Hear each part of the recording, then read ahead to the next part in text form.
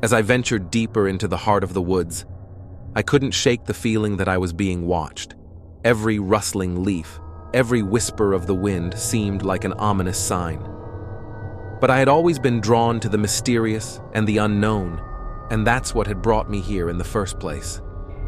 The forest was dense, with towering trees that blocked out most of the sunlight.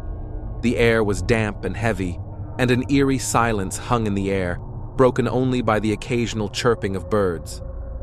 I had heard tales of this place, stories told around campfires to scare children, but I had never been one to believe in superstitions. As I walked deeper into the woods, I noticed strange symbols carved into the trees, their meaning lost to time. I brushed my fingers over them, feeling the grooves left by long-forgotten hands.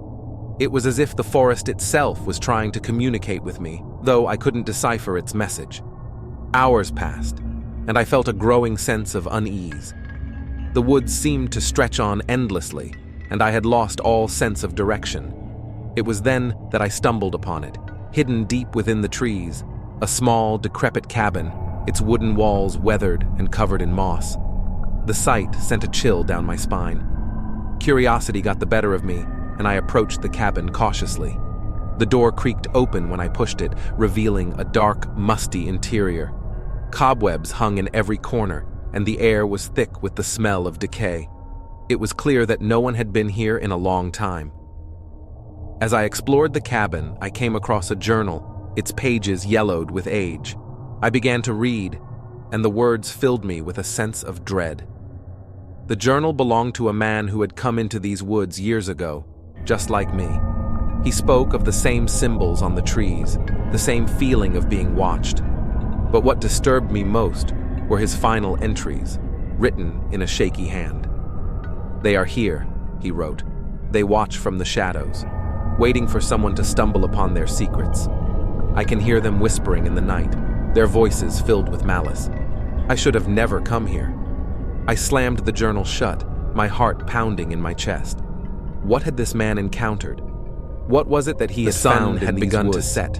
I knew I should long shadow, that I should turn and run as fast as I could. I lit a lantern something I had brought with me, and its feeble light did little to dispel the darkness that seemed to close in around me. I couldn't shake the feeling that I was not alone.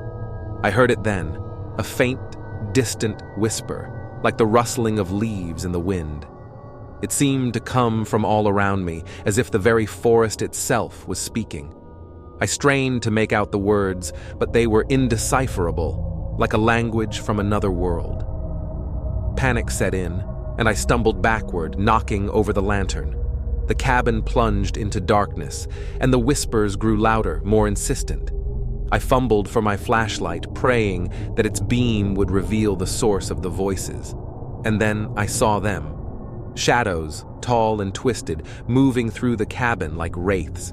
They had no distinct form, but their eyes glowed with an eerie, otherworldly light. I was frozen in terror as they closed in around me, their whispers growing louder and more malicious.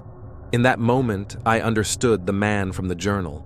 He had encountered these same entities, trapped in this cursed place, and now I had stumbled upon their lair.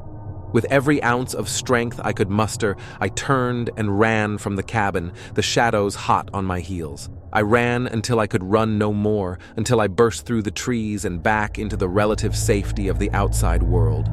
I never returned to those woods, and I never spoke of what I had seen to anyone. The memory of that night haunts my dreams, and the whispers of the forest still echo in my mind.